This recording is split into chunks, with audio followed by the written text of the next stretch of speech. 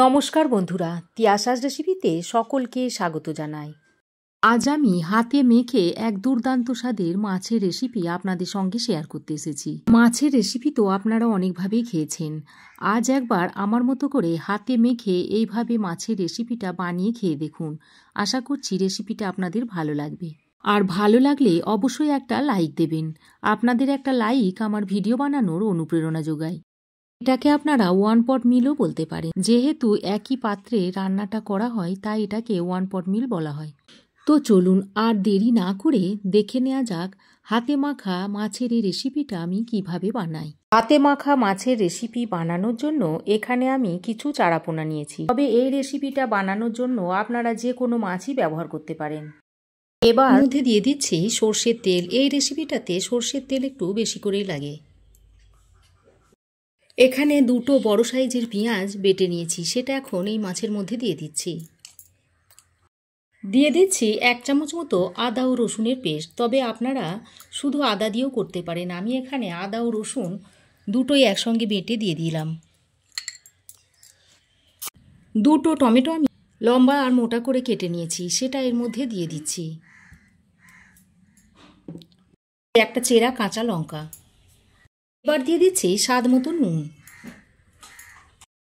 রঙের জন্য দিয়ে দিচ্ছি 1/2 চামচ মতো হলুদ গুঁড়ো। আর ঝাল লঙ্কার গুঁড়ো দিয়ে দিচ্ছি 1/2 চামচ। তবে লঙ্কাটা আপনারা আপনাদের স্বাদ অনুযায়ী দিয়ে নেবেন। এবার আমি স্বাদের ব্যালেন্সের জন্য কয়েক দানা চিনি দিয়ে দিচ্ছি। তবে আপনারা যারা চিনি পছন্দ করেন না তারা নাও দিতে পারেন। তো উপকরণ দেওয়া হয়ে গেলে এবার হাতের সাহায্যে মাছের গায়ে ভালো করে এই সমস্ত মশলাগুলো ভালোভাবে লাগিয়ে নিচ্ছি। এই ম্যারিনেট করাটাই হচ্ছে রান্নার আসল জিনিস। সময় যত ভালোভাবে ম্যারিনেট করতে পারবেন মাছের স্বাদ কিন্তু ততই বাড়বে। দেখুন খুব ভালোভাবে ঘষে ঘষে মাছের গায়ে আমি মশলাগুলোকে লাগিয়ে নিচ্ছি। আজ খুব ভালোভাবে মশলার সঙ্গে মিশিয়ে নিয়েছি। কালারটা যাতে সুন্দর আসে সেই জন্য একটু কাশ্মীরি লঙ্কার গুঁড়ো দিয়ে দিচ্ছি। আবারও এই কাশ্মীরি লঙ্কার গুঁড়োটা দিয়ে ভালোভাবে মাখিয়ে নিচ্ছি। সব কিছু ভালোভাবে মাখিয়ে নিয়ে আপনারা এটাকে 10 মিনিট রেস্টে রেখে দিতে পারেন। তবে আমি রেস্টে আর রাখছি না, সঙ্গে সঙ্গে এটাকে রান্না করে নিচ্ছি। সমস্ত মশলা ভালোভাবে মেশানো হয়ে গেলে এবার গ্যাসের ফ্লেম অন করে গ্যাসের ফ্লেমটাকে লো টু মিডিয়ামে করে এই মাছের প্যানটা বসিয়ে দিয়েছি। এবার আমি ঢাকা দিয়ে প্রথমে 3 থেকে 4 মিনিট মতো রান্না করে নিচ্ছি। দেখুন ঢাকা দিয়ে 3-4 মিনিট গ্যাসের ফ্লেমটাকে লো টু মিডিয়ামে করে মাছগুলোকে ভালোভাবে রান্না করে নিয়েছি। এরপর ঢাকাটা খুলে সব কটা মাছ আমি এইভাবে একটু উল্টে পাল্টে দিচ্ছি।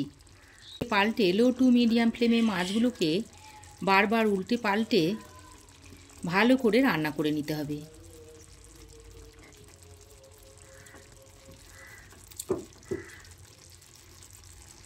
প্রায় 15-20 মিনিট ধরে এইভাবে উল্টে পাল্টে মাছগুলোকে রান্না করে নেব। আবারও আমি ঢাকা দিয়ে 3 থেকে 4 মিনিট এইভাবে রেখে দিচ্ছি। আবারও 3-4 মিনিট ঢাকা দিয়ে আমি রান্না করে নিয়েছি। পর ঢাকাটা খুলে মাছগুলোকে আবারও একটু এইভাবে উল্টে পাল্টে নিচ্ছি। এইভাবে বারে বারে মাছগুলোকে উল্টে পাল্টে সুন্দর করে রান্না করে নিতে হবে।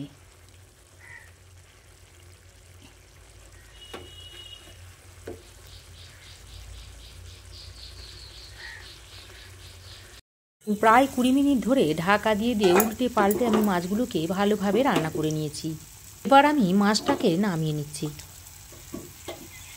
রান্না করার পর মাছটা দেখুন কত সুন্দর দেখতে হয়েছে। দেখুন কালারটা কত সুন্দর হয়েছে।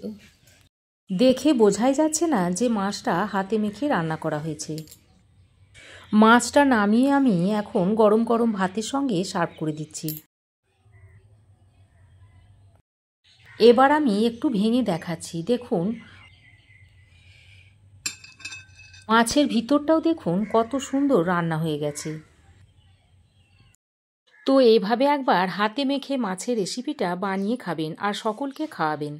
আর কেমন হয়েছে অবশ্যই একটা কমেন্ট করে জানাবেন। আশা করছি আমার এই আজকের হাতে মাখা মাছের রেসিপি আপনাদের ভালো লেগেছে। ভালো লাগলে অবশ্যই একটা লাইক করবেন আর বন্ধুদের সঙ্গে বেশি বেশি শেয়ার করবেন। পাশে থাকা বেল আইকনটা অবশ্যই প্রেস করবেন, তাহলে আমি যখনই কিছু নতুন ভিডিও আপলোড দেব সর্বপ্রথম নোটিফিকেশন আপনার কাছে গিয়ে পৌঁছাবে। আজ এ পর্যন্তই। আবার দেখা হবে নতুন কোনো রেসিপি নিয়ে নেক্সট এপিসোডে।